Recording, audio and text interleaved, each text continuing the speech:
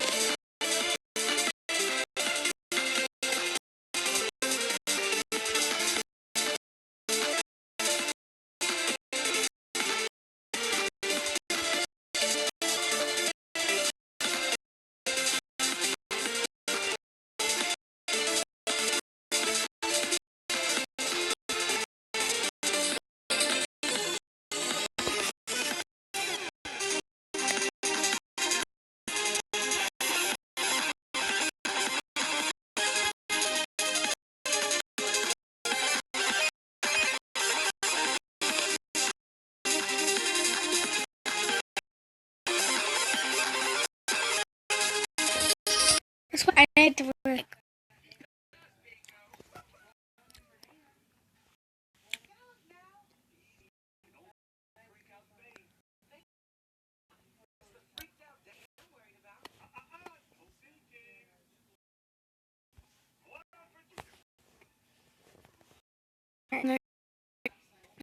I know when it's.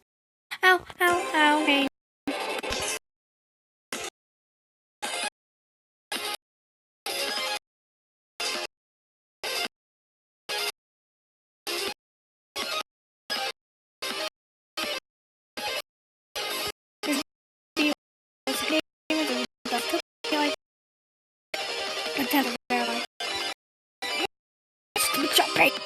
Hello? Oh,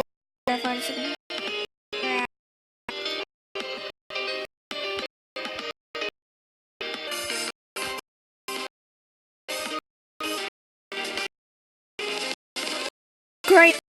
So, well, that was on.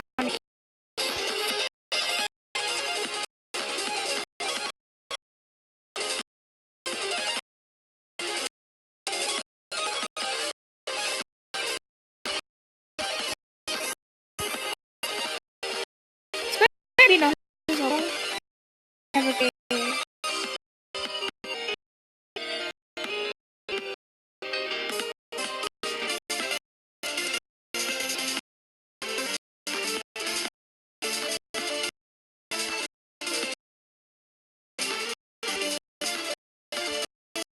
Crap. No. You see?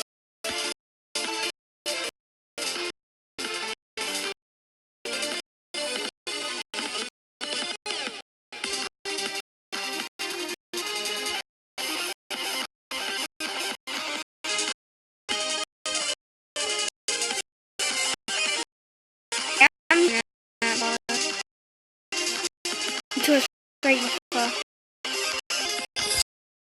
Wait, is it no? No, it's not. Okay. What? Faux part into a straight. You. It says you want the bus. You want to skip it.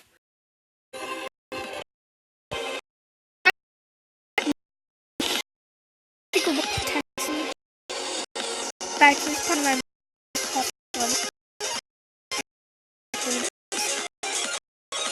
what turns I'm not putting this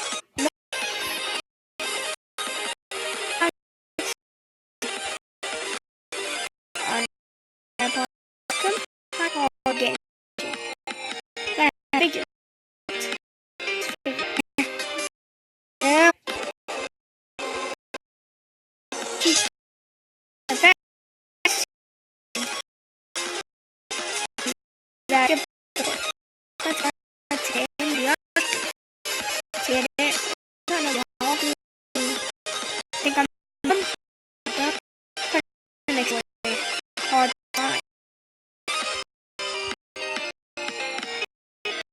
and I'll show you how to do it.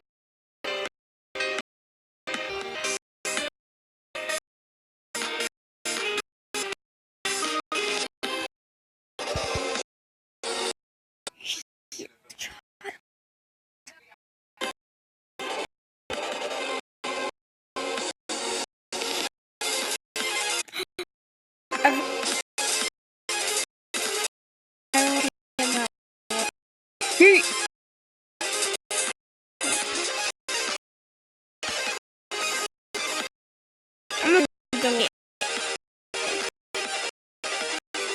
new tactic.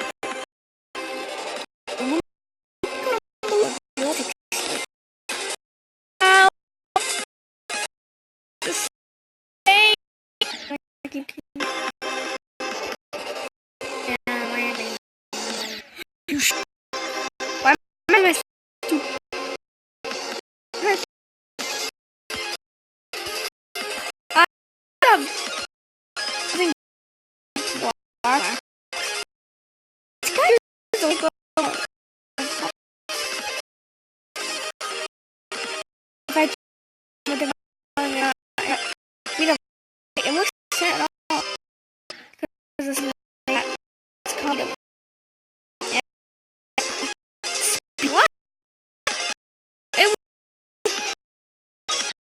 when and that's what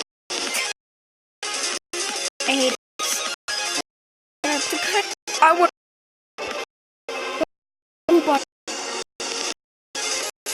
just I don't know what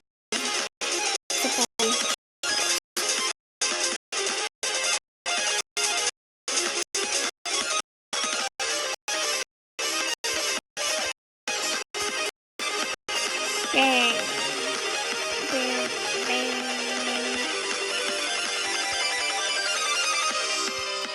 Boom! Oh, you shit! I'm angry.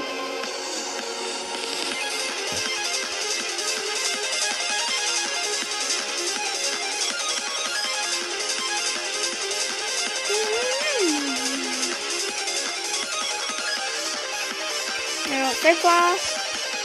Stupid.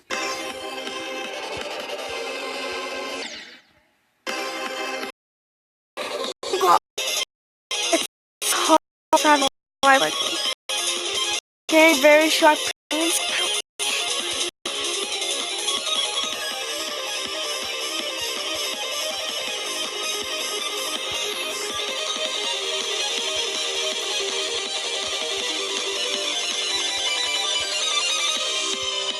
Yeah, baby. Yeet.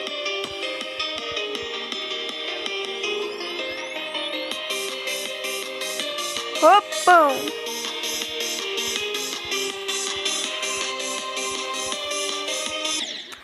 No, I made ow.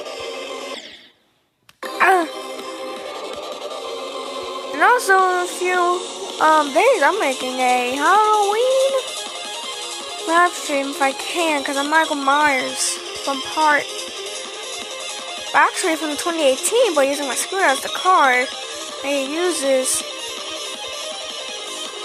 to try to kill someone. But I have to be like my scooter because we can't use an actual car because that's called laziness. And also I would get motion sickness.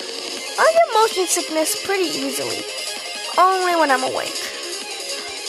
Like when we drive to Castaway Bay, I stay up for the entire ride. I'd probably throw up and then have to go and stay in bed. And for the day, no water park. Yep, Castaway Bay has a water park, and I've been there like every single year, I think, for spring or summer vacation. Well, not the entire time, because it costs a lot of money, and my family's kind of poor. So, Mom is working to try to get some money, but due to those bills, there's no way we're getting rich. As long as she's just going to the probably still existing TV show, Who Wants to Be a Millionaire. Maybe I'll just get all the questions right, get $1 million. then we can just afford to probably just stay there for a long time. Like, seriously.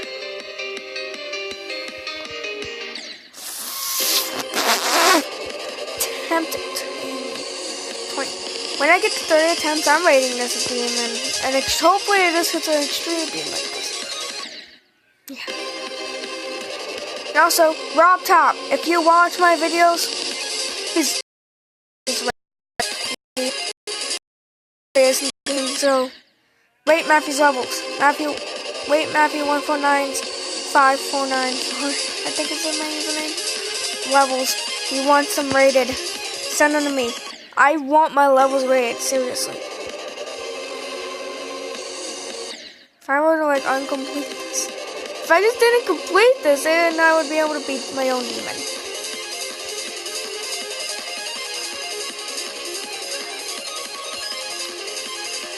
But probably one of my other levels will probably get rated demons, so I can beat those. If all my levels get rated demon, I will be in complete shock. Because all my levels are kind of hard. Including my 9 circle levels. Those are hard due to the flashing background.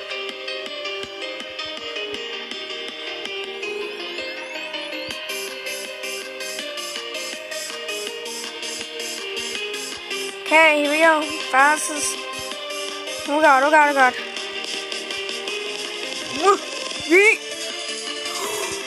No! No! Okay, you know what? Should I just show you the secret way? I don't want to give it up. But I have to, but this will only be shown.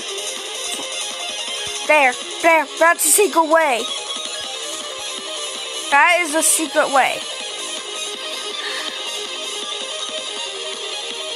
Makes it go a lot quicker. Look at that. Look at this. It's gonna take a little while to sit and listen and appreciate the music.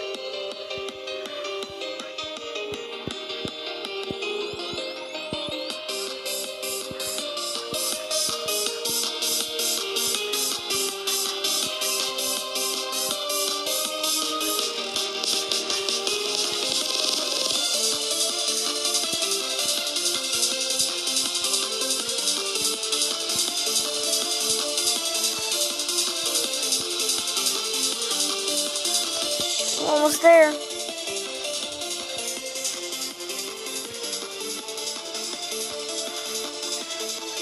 Here it is. That's the secret way.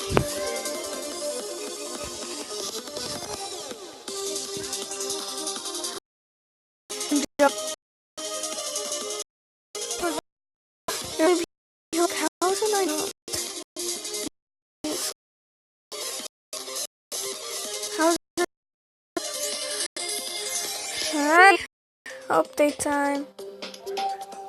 There it is. Speed of light. That's how I actually get way hard. And speed of light. And that's at the beginning of the song. But see, I already read it because I took the secret way. So that was the secret way. I know, I gave it up. Because I wanted. Oh my god. To re-verified us and publish it and update it. Now, I was planning, here's all the fun fact. I was planning on making 21. I'm not. Then one for each song. One for each classic song. See? So Dynamic 5 has 4 guys as a song. Blue.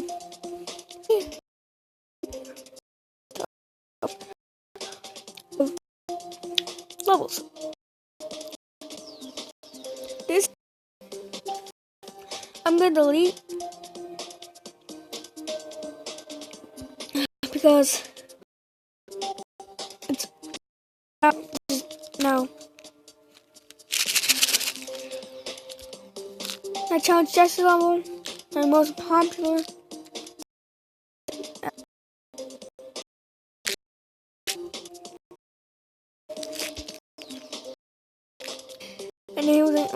2x2 and then I randomize one.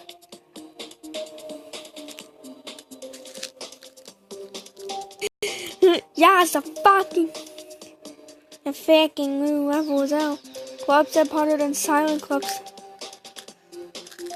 Check it. Look at my demons he beaten. Club stat.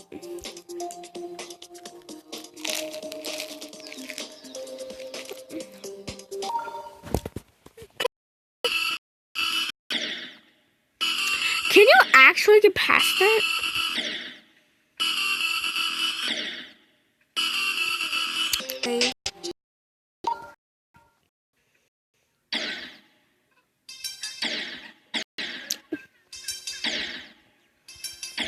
Wait a minute.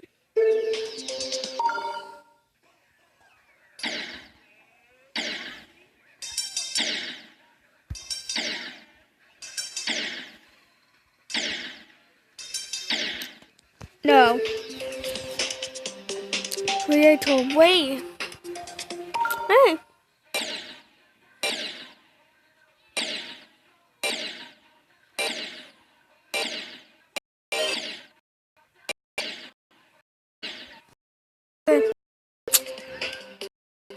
Pumped up.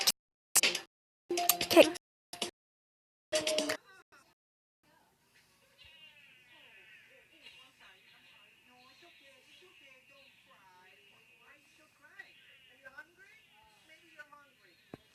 Alright.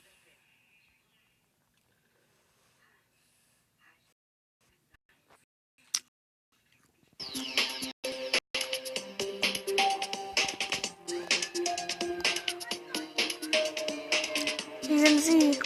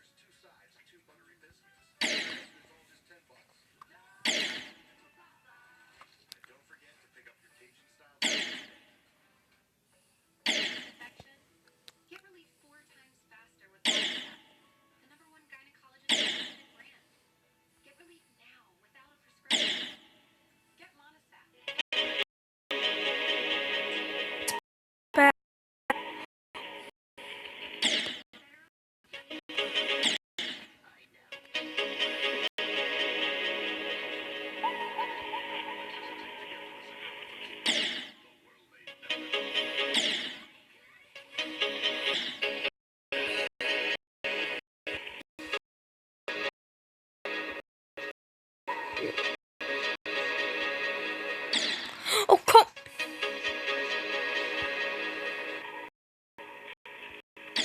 Oh, you. Oh, I wish you. Okay, I'm gonna put on NK9 circles so you can listen to your tight things. I think you guys played 9 circles and completed it and don't know what the entire song's kind of like. So, here we go. Okay. I have 2 of those. That's weird. NK, 9 circles. It didn't even hear me! NK, 9 circles.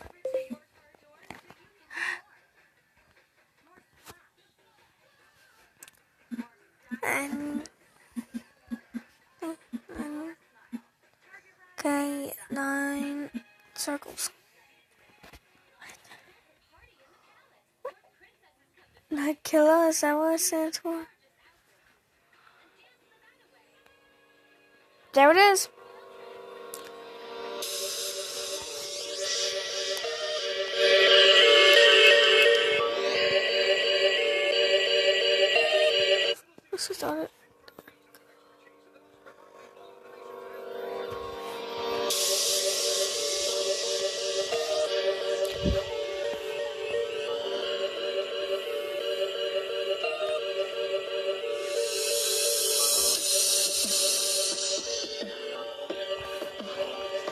So this song was used in 9 Circles, which is a hard demon. So.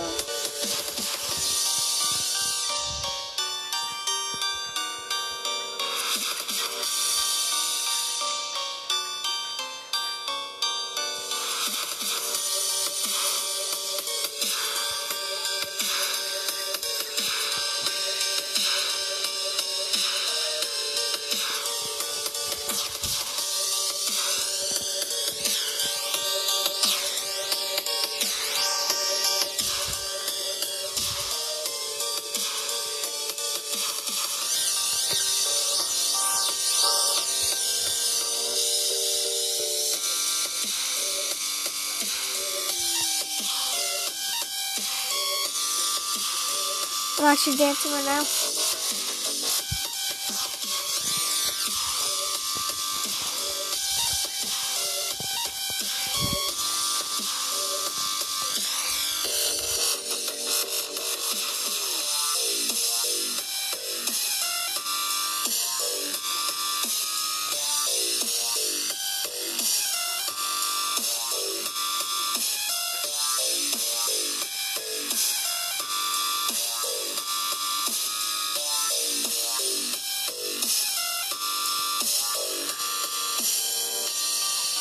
There it is.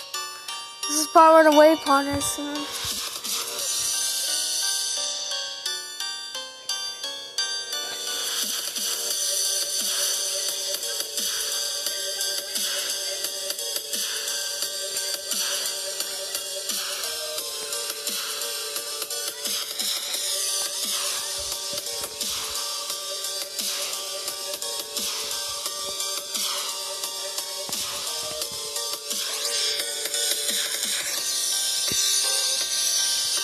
Here it comes. Wave. There it is. That's the part where the wave is. And that's the difficultest part of it. Of 9 Circles. Is the wave.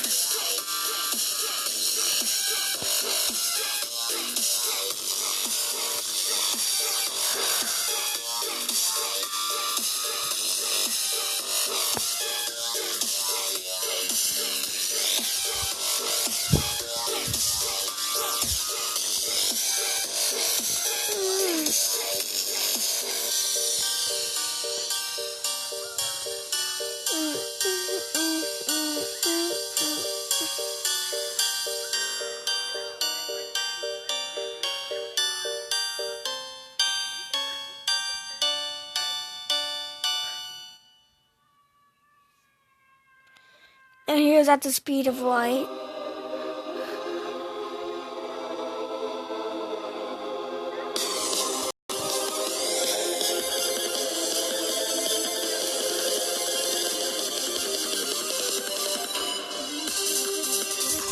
Enjoy.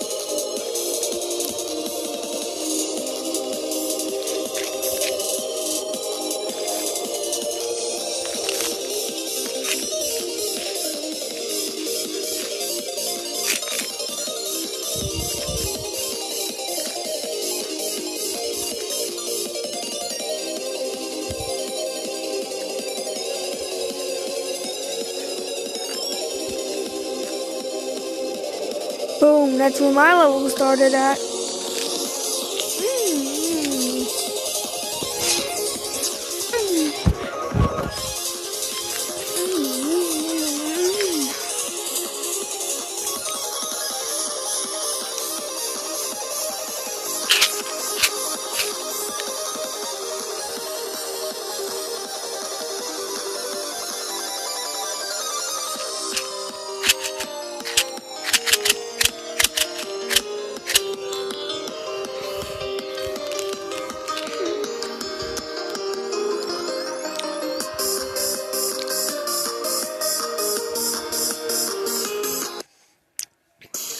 Trident Spearmint Rush vibes, with bursts of spearmint flavor that pop. Cataclysm.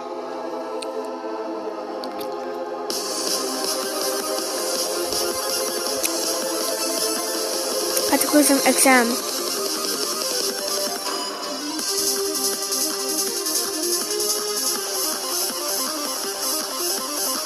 Poopy Cataclysm. I want my level feature on this because mine has the speed of light. Speed of light. He took my title. Oh God. Cataclysm X.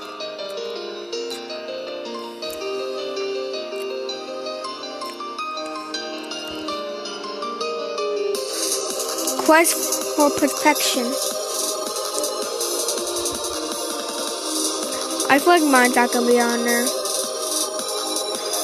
Cataclysm. It's just probably a copy of Cataclysm. Yeah, I think so. Cataclysm.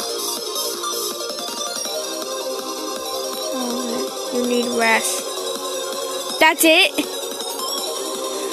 Bloodlust. Please show mine. Let me guess, it's gonna show Bloodbath? Yup.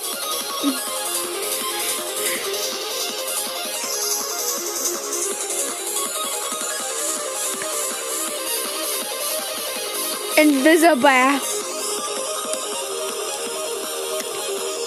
No. I'm not doing that. Bloodbath Reborn.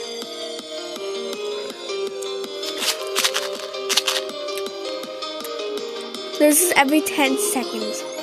Electrocolapis. I want my level feature on this, because then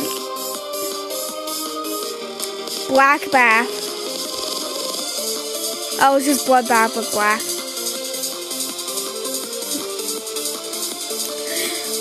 Dream Bath. How do people do these? How did they even remake Bloodbath, like the Apocalyptic Trilogy?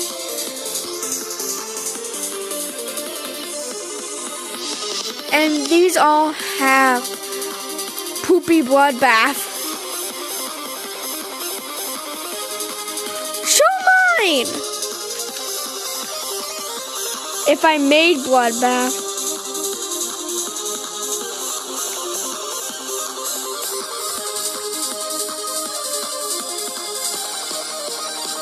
Bloodbath again?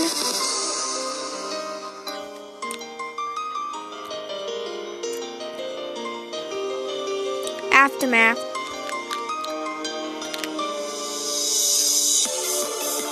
Oh, it continues.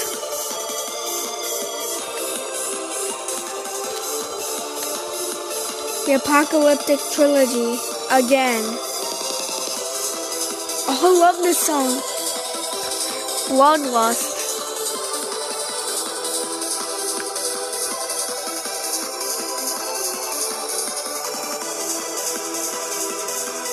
Tartarus.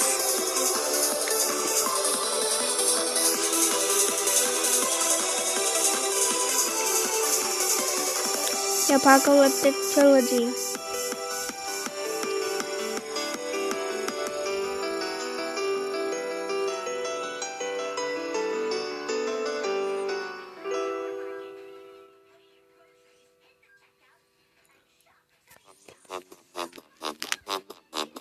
I'm putting a comment.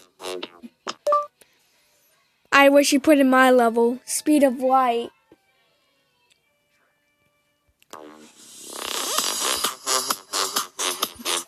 I wish you put it. Oh, great.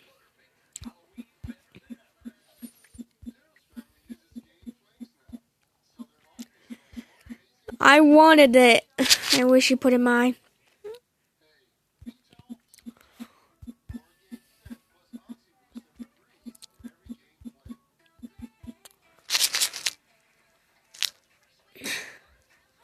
Screw you, George.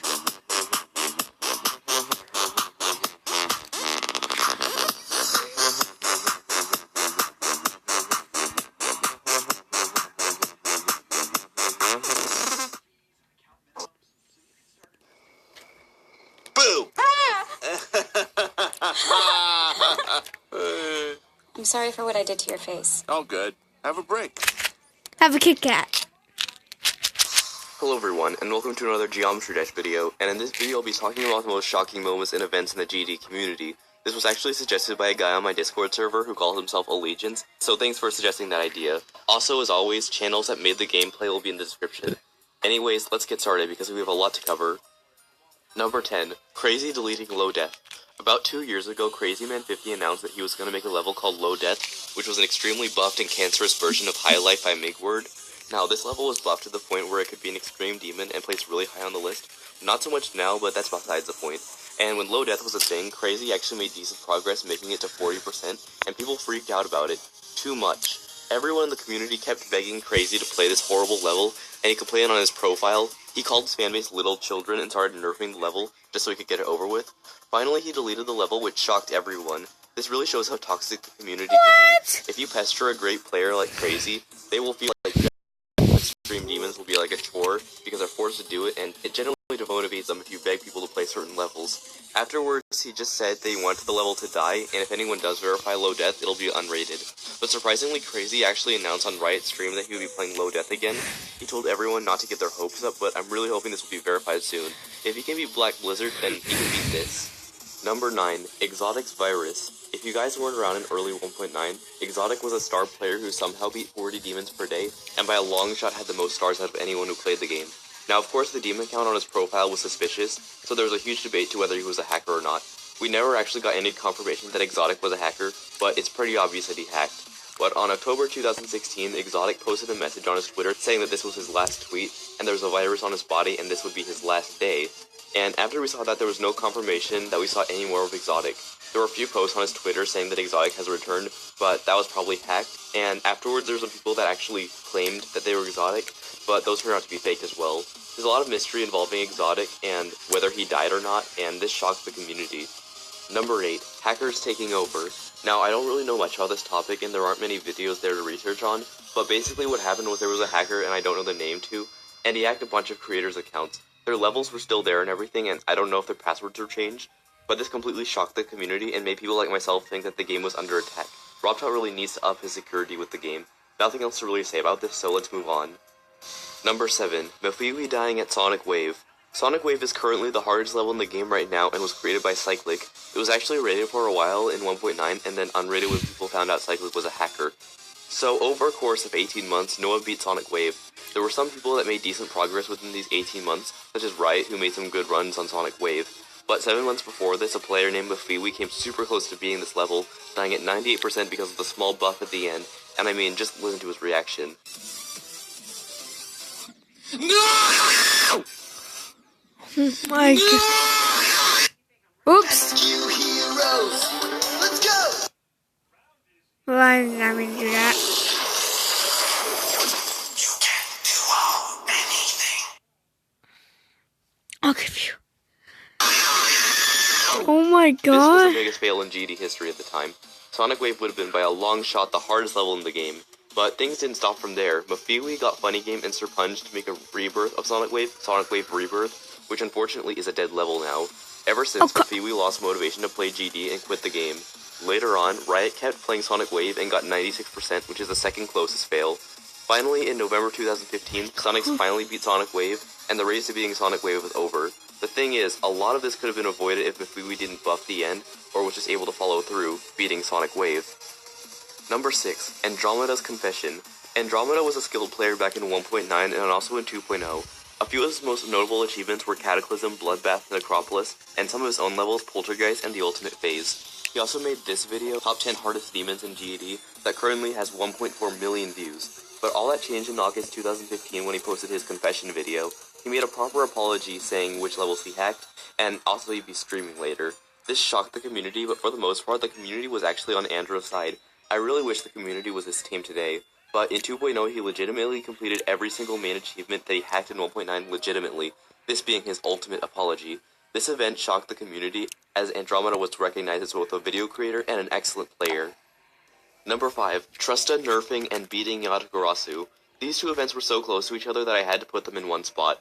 Yatagarasu was one of the most hyped extreme demons to ever come out, first being started by Riot in early 2.0, the goal being to make the hardest level ever and to overshadow Bloodbath.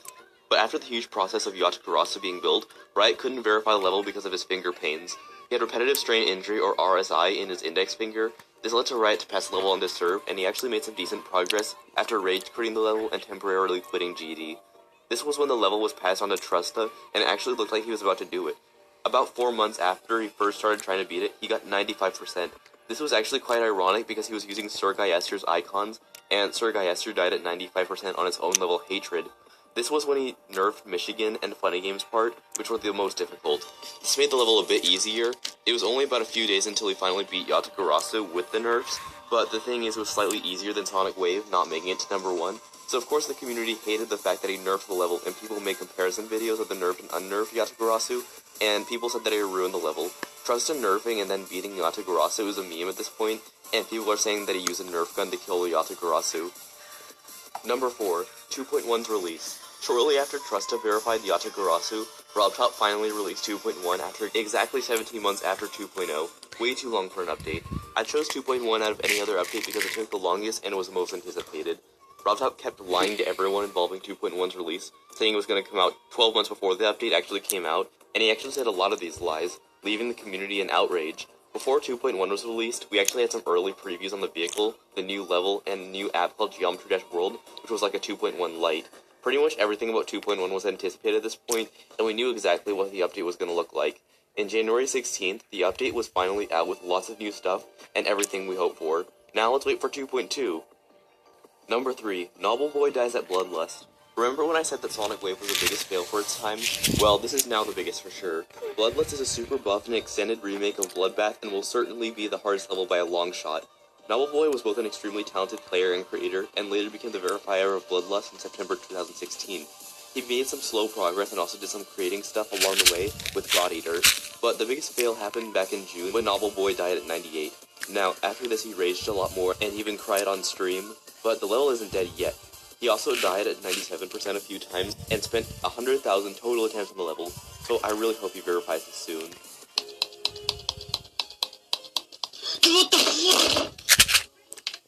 Number 2, Riot beats Bloodbath.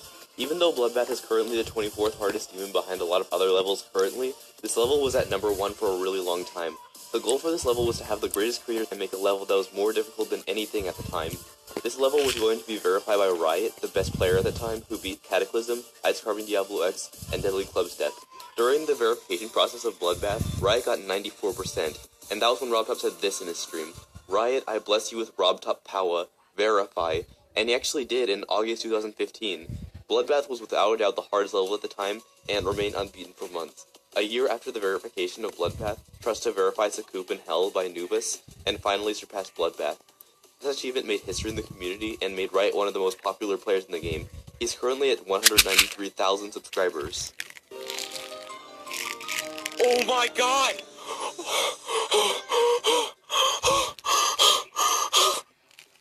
Number 1, Cyclic's Confession. So, as I said, Riot was the best player in late 1.9 and in early 2.0, but at the time, that was debatable. The other godlike player at the time was Cyclic. Cyclic was the first player ever to complete Cataclysm and to also beat Ice Carbon Diablo X, the Ultimate Phase, and Acropolis. When Riot and Cyclic were at the top of their rivalry, Cyclic made Sonic Wave, which I discussed earlier. After he verified this in 1.9, he just quit. He deleted his YouTube, his levels, pretty much everything, but then he came back. He verified Team N2's mega collab of Bizarre Phantasm and a remake of Son's old level, the Hell Zone. But there was one problem. In the Hell Zone video, there was evidence of a cut, because if you look at the video real closely, the icon disappears for 1 frame.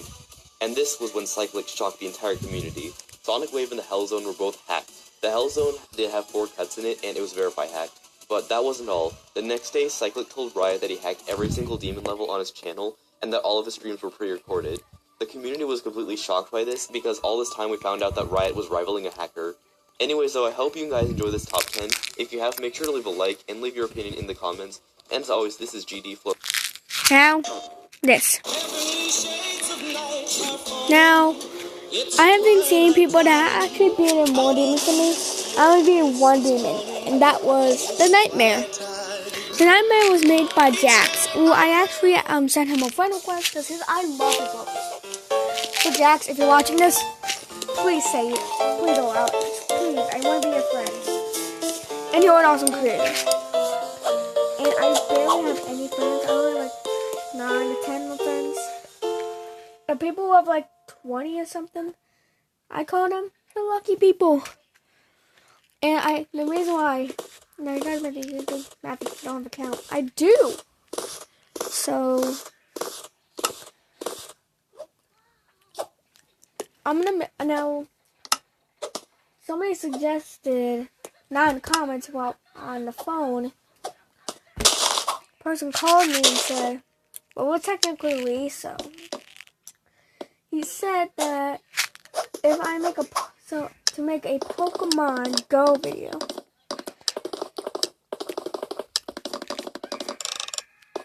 so I'm gonna make sure I do that video,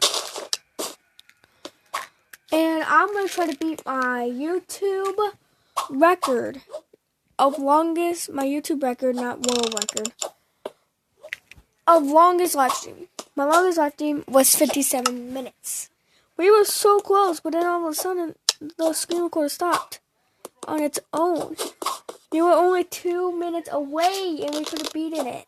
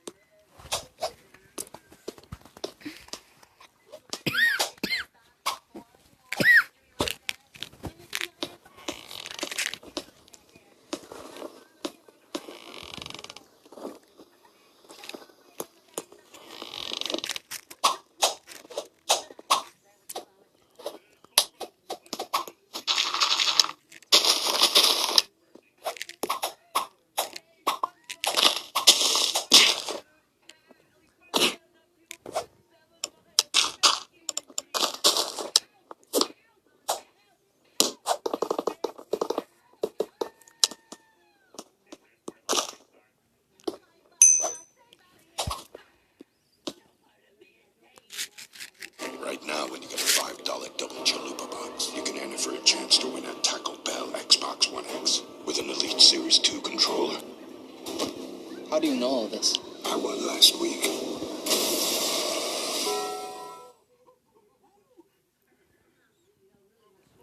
Series, and we are finally doing it. We are playing Stealing the Diamond. That's what I'm doing. I know it looks creepy.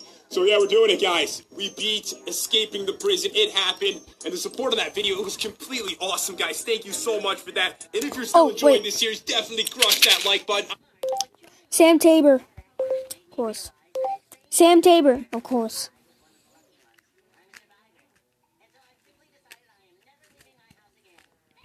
Oh, we'll watch.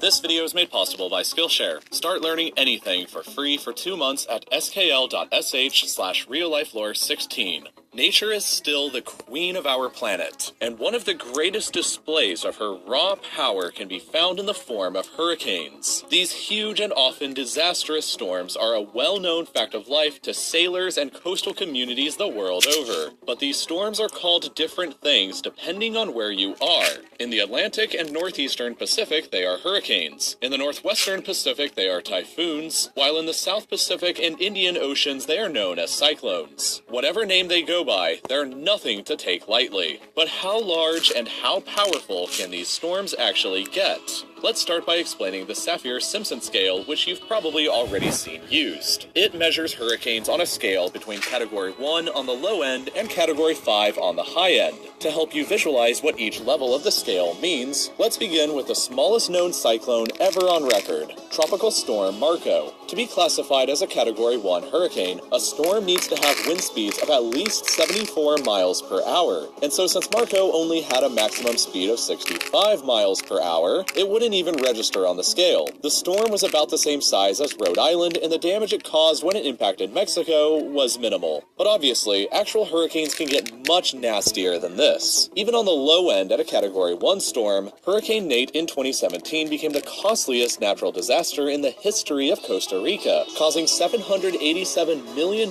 in damage and claiming the lives of 48 people. A Category 1 storm has wind speeds ranging between 74 and 95 miles per hour, and Nate's max speed at 90 miles per hour easily made it make the mark.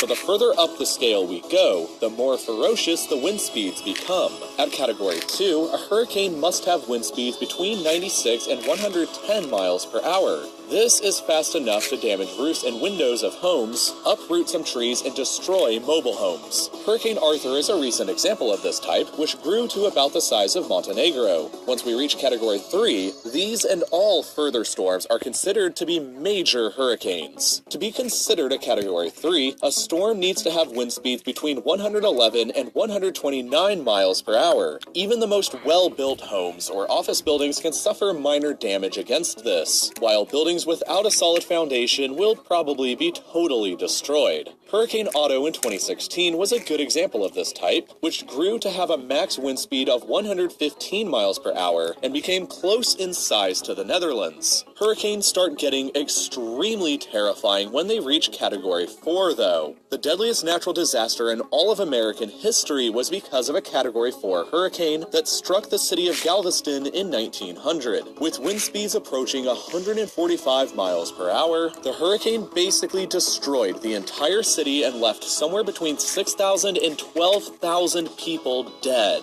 But that's nowhere near the deadliest cyclone in world history. That unfortunate honor goes to the 1970 Bola cyclone that smashed into a place that used to be called East Pakistan, and now it's called Bangladesh. The storm was about the size of Albania and claimed the lives of over 500,000 people, more than all American fatalities during the Second World War combined. Another horrible record set by a Category 4 hurricane was by Harvey in 2017. Approaching the size of Hungary, it slammed into the coast of Texas in 2017 and became the costliest hurricane in history, causing over $125 billion in damage, which is also close to Hungary's total GDP. So you can maybe call Harvey a Hungary missile. But that missile's record is technically tied with an even more ferocious storm back from 2005. Katrina, which became a monster close in size to Poland with wind speeds of 175 miles per hour.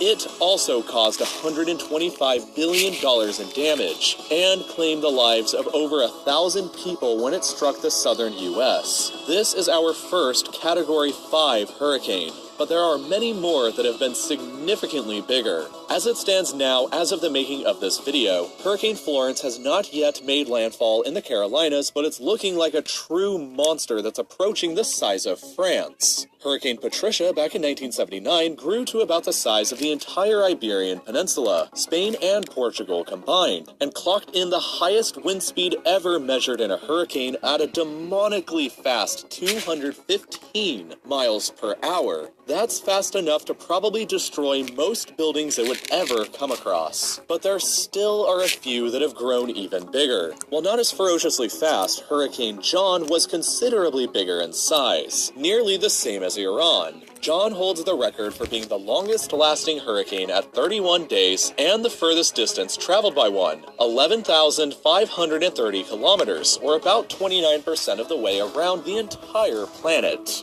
Only a tiny handful of hurricanes have ever been bigger than this, but one of them was Sandy, which became the biggest hurricane to ever strike the US. It was about half the size of Australia, which looks horrific on a map by the East Coast. But with a wind speed of only 115 miles per hour, it was actually classified as just a Category 3 storm, so the damage it caused wasn't as bad as it could have been if it had been upgraded. But by far the biggest and most terrifying storm our planet is known to have ever experienced was Typhoon Tip back in 1979. Growing in the northwestern Pacific, Tip reached a size comparable to the entire country of India and maintained wind speeds of 190 miles per hour.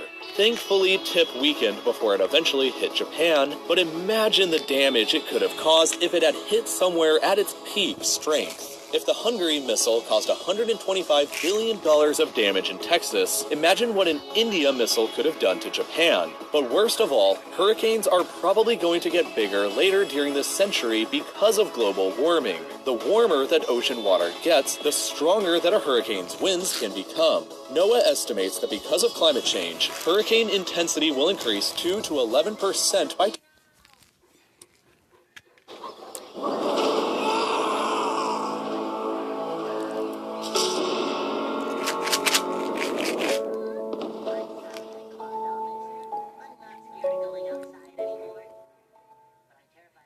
This is a video by Real Life Lore, sponsored by the Great Courses Plus. We all know that volcanoes can cause a massive amount of destruction whenever they erupt. They can wipe out entire cities like what happened to Pompeii in the Roman Empire, or devastate entire regions like when Mount St. Helens erupted in the United States. But is it possible that if a volcano erupted with a massive enough force sometime in the future, could it actually destroy all of human civilization on the planet? At some points in the past, volcanoes have actually come pretty close to doing exactly that.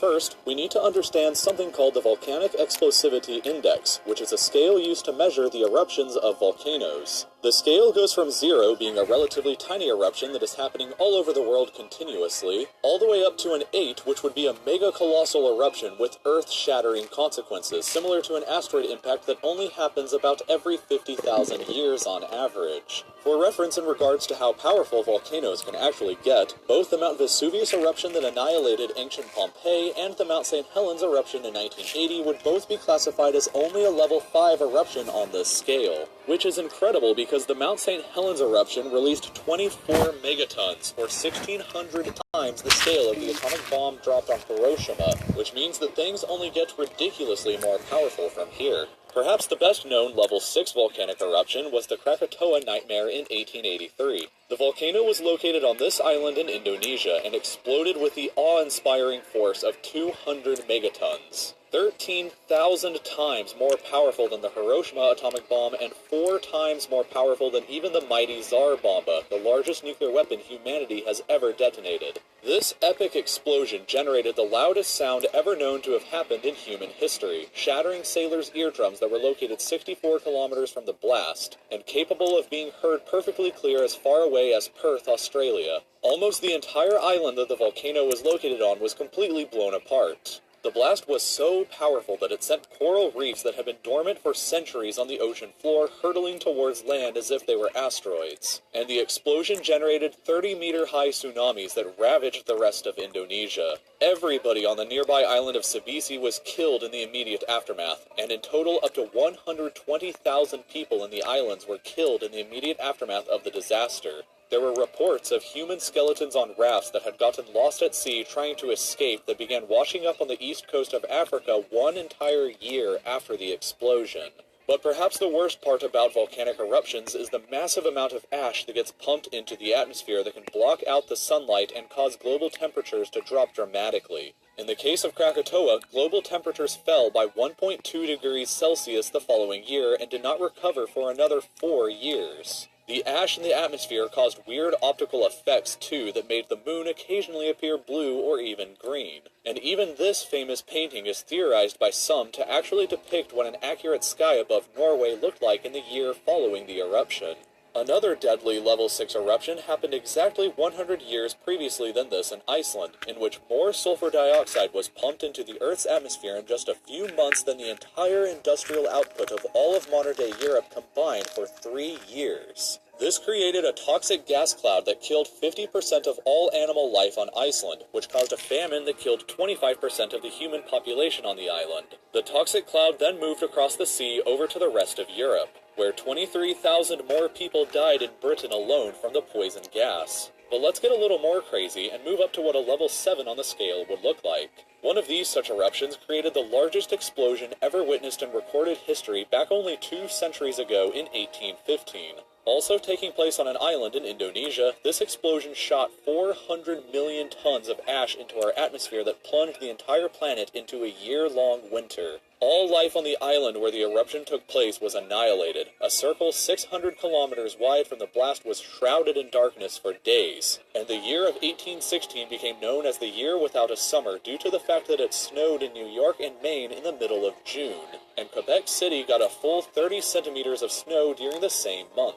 This was certainly a very devastating eruption that may have immediately killed up to 100,000 people, but it may have also caused famines worldwide due to the cold temperatures that killed crops across the world. But 75,000 years ago, an enormous volcano may have caused humanity to come the closest that it's ever been to ultimate extinction.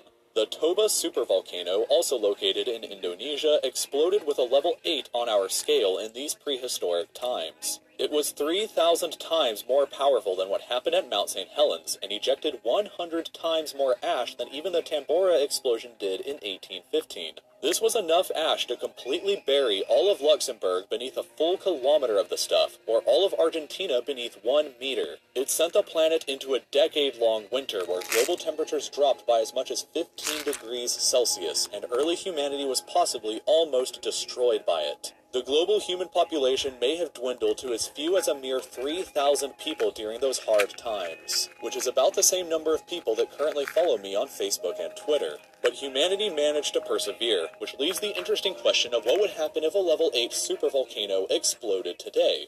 The most likely and devastating culprit would be the Yellowstone supervolcano in the United States. The entire Yellowstone National Park is hiding a volcano of gargantuan proportions right beneath her visitors' feet. It has experienced 3 level 8 eruptions in the past 2.1 million years, with the most recent one happening 640,000 years ago. There is enough magma in the volcano system underneath the surface today to fill the entire Grand Canyon 11 times over, or bury the entire Netherlands with 1 full kilometer of molten rock.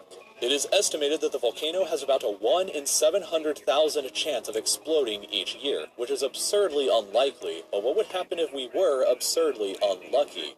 Well, here is a map of what the damage would look like. The states of Wyoming, Idaho, and Montana would be largely buried beneath a full meter of ash, which would render them all uninhabitable. Anybody who didn't evacuate from these 3 states would likely be killed in the aftermath of the explosion.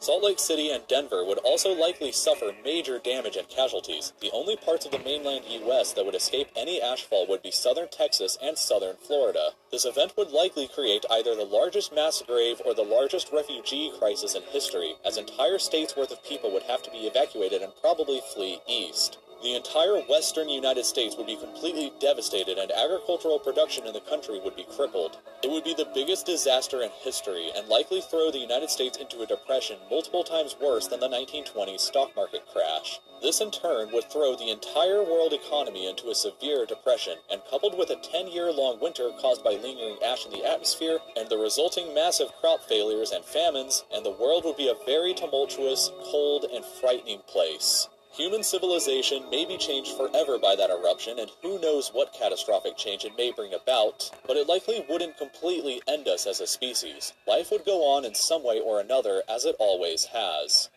Now, after saying all of that, I must take the time now to once again thank my...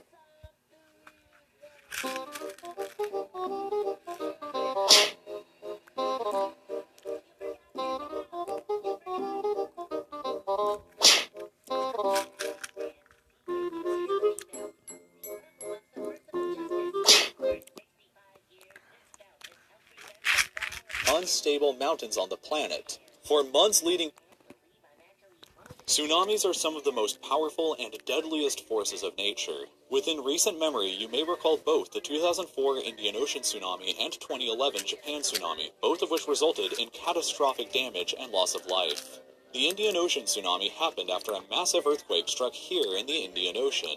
The earthquake itself released more energy than every single explosive detonated in the entire Second World War, including the nuclear bombs. This enormous amount of energy created a tsunami that reached heights of 30 meters high in some places, or about the height of 17 people stacked on top of each other. The waves smashed into Indonesia, South Asia, and the east coast of Africa, punching as deep as 2 kilometers inland from the coast in some places. As you can see from photos like this one, the damage in these places was often extensive. The tragedy claimed the lives of around 250,000 people, making it the deadliest tsunami in all of history, while the 2011 Japan tsunami was the costliest in terms of damage. That tsunami was also generated by an earthquake that created waves as high as 40.5 meters, just about 5 meters shorter than the Statue of Liberty, that came slamming into the Japanese east coast, traveling up to 10 kilometers inland away from the coast. As you can see from photos like this that look like something straight out of a Hollywood blockbuster, with what used to be a road stretching out into the endless ocean, the economic cost to Japan was enormous. An estimated $300 billion in damages was done, more than the entire GDP of South Africa. But these are what are called regular tsunamis, and there is an entire other class of gigantic waves that are simply called mega tsunamis. Unlike a regular tsunami that is created by an earthquake, a mega tsunami is usually created when a massive amount of material suddenly falls into water, which displaces that water into a huge wave. The most tragic and possibly terrifying instance of this happening in recent times was back in 1963 here in Italy, just 100 kilometers north of Venice. The Italian government and a construction company were building what at the time was going to be the largest dam on Earth. The only problem was that they were building this dam with a huge water reservoir the size of a large lake right next to one of the most unstable mountains on the planet. For months leading up to the completion of the dam, there were several minor landslides and other signs that there could be a catastrophe coming, but rather than heed the numerous warning signs, the Italian government actually decided to sue the few journalists reporting on the issue for, quote, undermining the social order. The government and company continued to ignore all the warning signs until it was obvious that the mountain was actually going to collapse directly into the dam's reservoir. The engineers calculated the landslide that would likely occur, lowered the water in the reservoir to what they believed was a safe level, and then actually stood on top of the dam the night that they expected the landslide to occur to watch it all go down. The only problem was, the landslide ended up being over 10 times more powerful than what their calculations had predicted. Today, all of these rocks fell into the reservoir in a matter of seconds, completely filled the entire reservoir. A wave 250 meters flew in San Francisco into 2,000 people lost their lives in the accident, but it's not actually the largest mega tsunami even in recent history. That distinction would have to go to a mega tsunami that happened here in Lituya Bay, Alaska back in 1958. A powerful earthquake caused a massive landslide to occur here at the backside of the bay. The huge amount of land that came crashing into the bay created a titanic wave 525 meters high that slammed into this part of the bay, completely went over it and smashed into the other side here, causing huge amounts of damage to the rest of the bay and destroying millions of trees. The height of this wave was over 100 meters higher than the tip of the Empire State Building, and just 16 meters short of the recently built One World Trade Center in New York City. But even this is tiny in comparison to some prehistoric mega tsunamis. The largest tsunami generated from a landslide happened around 1.5 million years ago in Hawaii, on the Pacific island of Molokai. At some point around that time, about 1/3 of the northern portion of the volcano collapsed into the ocean and generated a wave 600 meters high, which would have completely inundated the entire island of Molokai and wreaked havoc on the rest of the island chain. This wave would have been about the height of 4 Great Pyramids of Giza stacked on top of each other, but even that pales in comparison to the largest ever known mega tsunami, which was caused by an asteroid. About 66 million years ago, the same asteroid that likely killed the dinosaurs also caused possibly the largest mega tsunami in all of Earth's history when it crashed into the modern-day Gulf of Mexico. The asteroid was 10 kilometers in diameter and released an unbelievable 100 teratons of TNT worth of energy. For comparison, the Tsar Bomba, which is the largest nuclear bomb ever detonated, released only 1/2 of that same amount of energy. You would need 2 million Tsar bombs to release this same amount of energy, which caused an equally unbelievable wave of up to 5 kilometers high that would have smashed into the Gulf Coast states of the modern-day United States. That's higher than the Matterhorn in the Alps, by about 500 extra meters. In fact, the height is higher than all of the mountains in the entire Alpine mountain range. These waves were so big that if they were to have happened in the Indian Ocean, the entire island of Madagascar would have been completely submerged underwater for a time. Imagine being on an island the size of Madagascar in this scenario, with absolutely no escape from the clutches of the ocean's waves no matter how high on the land that you can get to. It's a weird thought, but at least it happened 66 million years ago, and there's really no fear of something like that ever happening again, right? Unless the 0.00001% chance of one of the Canary Islands collapsing into the ocean during your lifetime happens, which would cause a tsunami about 1 kilometer high and would probably wipe out the entire east coast of the United States. Unless that happens, then no, probably not. But it's still fun to think about. This video has been brought to you by Audible.com, with over 180,000 audiobooks in almost every genre you can imagine. I got that sunshine in my pocket, got that fire like a rocket. Say the word, you know I'm ready to go. I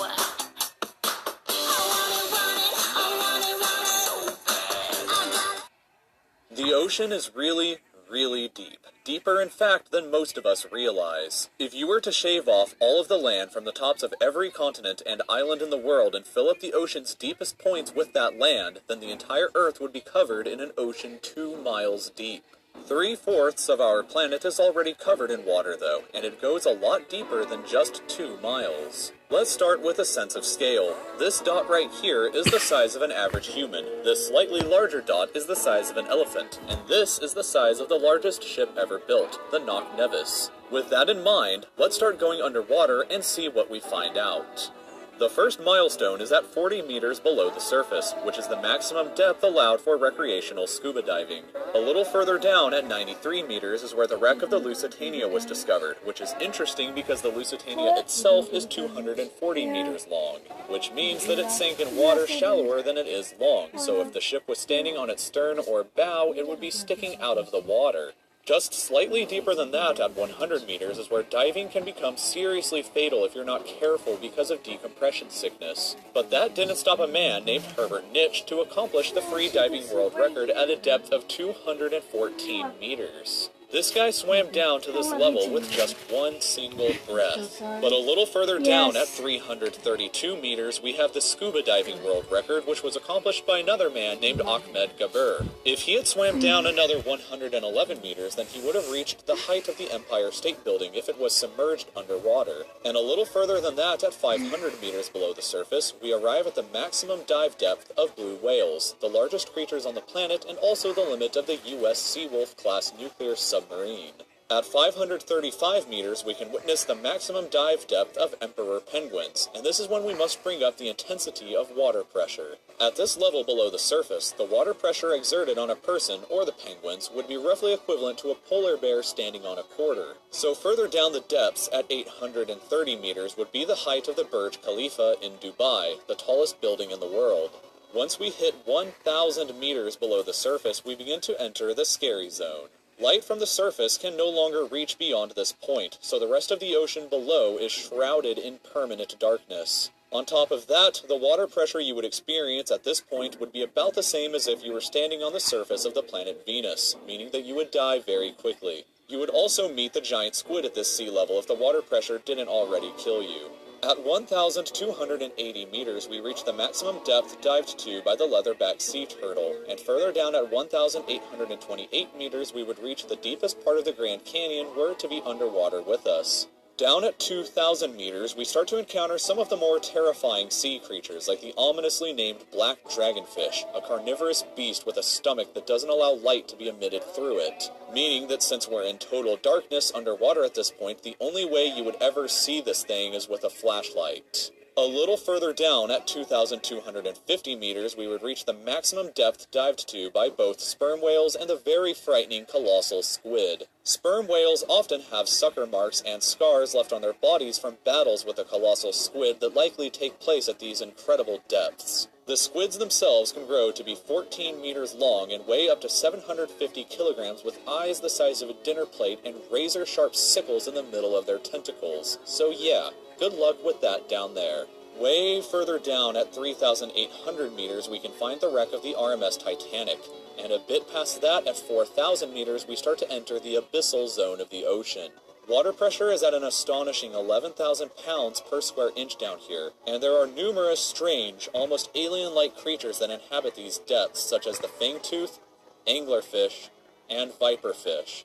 Down at 4,267 meters is the average depth of the ocean where you would normally expect to hit the floor, but there are parts of the ocean that go significantly deeper than even this. At 4,791 meters rests the wreckage of the battleship Bismarck sunk during World War II, and way down at 6,000 meters is the beginning of the Hadal Zone, named after the underworld Hades itself.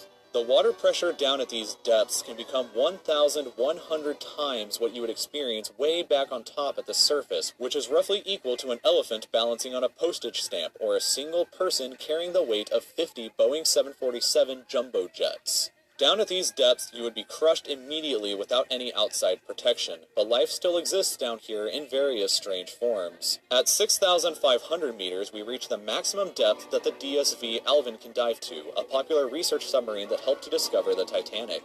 Way further down at 8,848 meters below the surface, and we have arrived at the height of Mount Everest, where to be upside down and placed underwater. And then, way further past even that, at 10,898 meters, we arrive at the depth reached by James Cameron in 2012 during the Deep Sea Challenger mission. The deepest point in the ocean yet reached by humans was back in 1960, though, when two men named Don Walsh and Jacques Piccard reached a depth of 10,916 meters using their Trieste submarine. It took them 5 hours to descend through the ocean to this depth, and they only stayed for 20 minutes before a window cracked and they began to resurface. Just a bit further down from there at 10,972 meters, and we reach the average flight altitude of a commercial airliner. So if you've ever looked out of a window while on a flight and looked down to the ground, that's a very good sense of how incredibly deep down into the abyss that we are currently at. Finally, when we hit 10,994 meters, we have hit the bottom of the known ocean, called the Challenger Deep, right here on this map, just about 300 kilometers southwest of Guam Island. However, it is believed that there are almost certainly even deeper parts of the ocean than this that just haven't been discovered yet. It wasn't until 1997, after all, that the Sirena Deep was discovered with a depth of 10,732 meters, making it the second deepest known point in the ocean. It is estimated that only about 5% of the ocean's floor has been accurately mapped, leaving the other 95% to be currently a mystery. It may be only a matter of time before an even deeper part of our ocean is found, and who knows what we may discover there.